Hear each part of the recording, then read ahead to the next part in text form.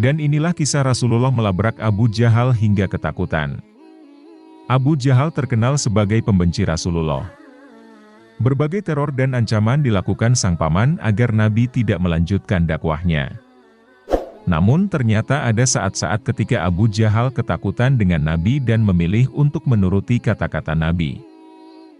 Saat itu baginda Nabi berada di masjid bersama para sahabatnya.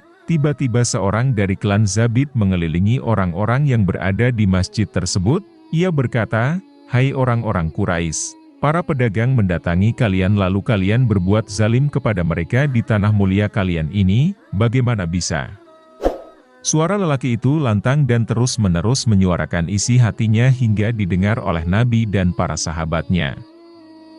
"Siapa yang menzalimimu?" tanya baginda Nabi. Lelaki itu menceritakan bahwa ia datang dengan membawa 3 unta yang bagus dan mahal untuk dijual, kemudian Abu Jahal menawar dengan sepertiga harganya, sebab penawaran tersebut tidak ada lagi yang menawar untanya. "Dia merugikan daganganku," ucap lelaki itu. "Di mana untamu?" tanya baginda Nabi. "Itu, di Hazurah," jawab lelaki itu memberitahu 3 untanya. Baginda Nabi bergegas untuk melihat untanya. Baginda memberi penawaran hingga terjadi kesepakatan pembelian ketiga untanya. 2 unta dijual kembali, 1 unta dijual dan hasilnya Nabi berikan kepada para janda klan Abdul Muthalib. Di samping pasar Abu Jahal duduk, ia hanya melihat, tidak ada suara darinya karena takut kepada baginda Nabi. "Hai Amru, awas saja kamu ulangi seperti apa yang kau perbuat kepada lelaki ini maka kamu akan melihat dariku apa yang kamu tidak suka," ancam Nabi kepada pembesar Quraisy itu. "Aku tidak akan mengulanginya, wahai Muhammad." "Aku tidak akan mengulangi," kata Abu Jahal ketakutan. Ketika baginda Nabi pergi dan yang tersisa hanya Abu Jahal dan ketakutannya, Umayyah bin Khalaf bersama kawan-kawannya mendatanginya. "Kamu menghinakan diri di depan Muhammad? Kalau demikian, mungkin kamu ingin menjadi pengikutnya atau ketakutan yang merasuki dirimu?" tanya Umayyah pada Abu Jahal.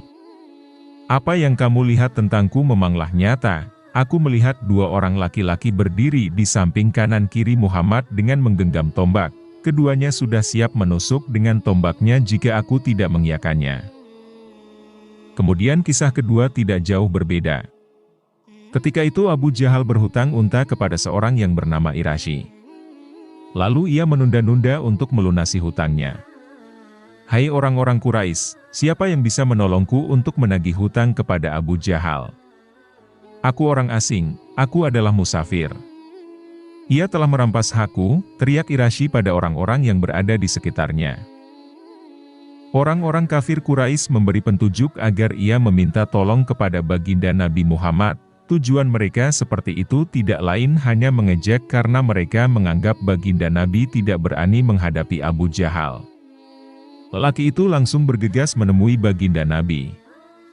"Hai hamba Allah, Abu Jahal telah merampas hakku, aku seorang musafir. Aku bertanya kepada mereka, siapa yang bisa membantu diriku untuk mengambil kembali hakku?" Mereka memberi petunjuk agar aku mendatangimu. "Maka bantulah diriku untuk mengambil hakku, semoga Allah merahmatimu," Irashi mengadu kepada baginda Nabi. Akhirnya baginda Nabi bersama Irashi mendatangi rumah Abu Jahal. Baginda Nabi mengetuk pintu rumahnya. "Siapa?" teriak Abu Jahal dari dalam rumah.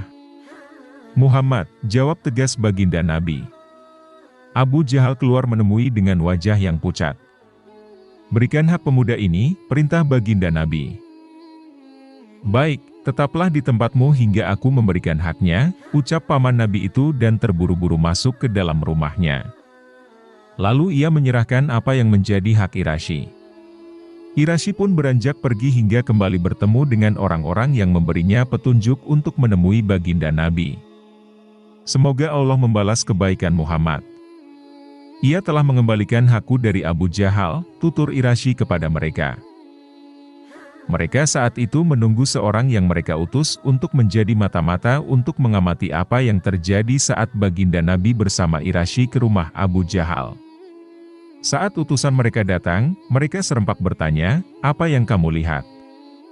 Utusan mereka pun menceritakan bahwa Abu Jahal ketakutan saat mengetahui yang mengetuk pintu adalah Nabi Muhammad. Mereka pun menemui Abu Jahal, menanyakan perihal ketakutannya saat bertemu dengan baginda Nabi.